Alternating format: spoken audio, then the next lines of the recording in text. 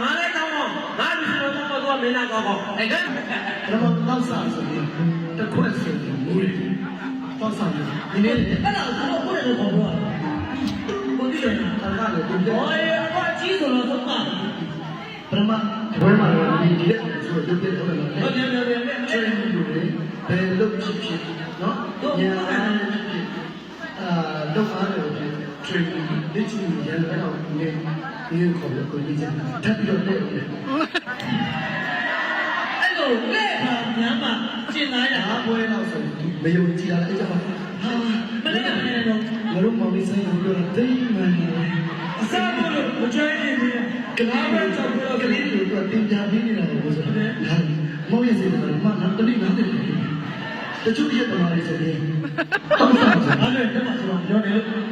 ပြောရတယ်ဘာလို့ဒီတမားလေးတခုဆိုနေတယ်ဒါပေမဲ့ဘူးတဲ့တမားလေးရှိတော့ဖတ်လို့နေတော့တောက်ကြည့်ဟုတ်တယ်ဘူးတော့တပတ်လာဆရာတော့ရိုးတော့အချို့တွေကမူးတော့ဘူးဘယ်လိုလဲပြောอ่ะတချို့တွေဆိုမူးတော့ပဲသုံးဘွယ်လို့နေရချင်းဘူးရှင်းရင်အောင်ကြီးဝိုင်းကျိုးဆိုင်ကျွမ်းကျင်စီရဝါနေရချင်းနေတာကြတော့ငါဓာတ်သားကနေလို့ပြောနေမမူးတော့အဲ့လိုမျိုးလေတချို့ရဲ့တမားဆိုငါ့ဘက်လည်းမမူးတော့ညီလေးနဲ့ခုနကတည်းကရှိမှတယ်နောက်ကျငါ့ဘက်တော့ကတ်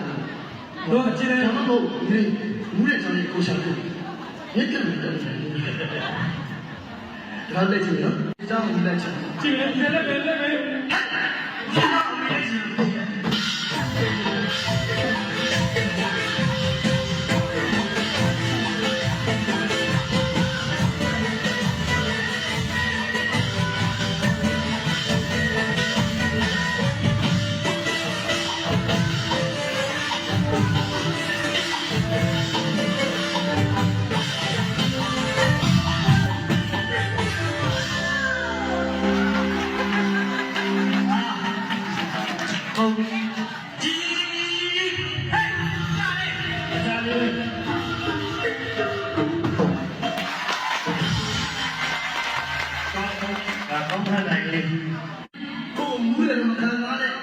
ကိုယ်တက်လာတော့မဟုတ်ဘူးတဲ့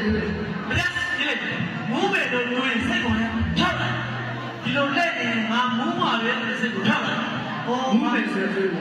ငါမူးနေလို့ဒီကောင်းတယ်မူးပြတယ်တက်နေတယ်တော်ကြီးတော့ငါကြီးအားမဆောင်ရရစီမောတီတော့ဘာသာကြလားခလုံးနော်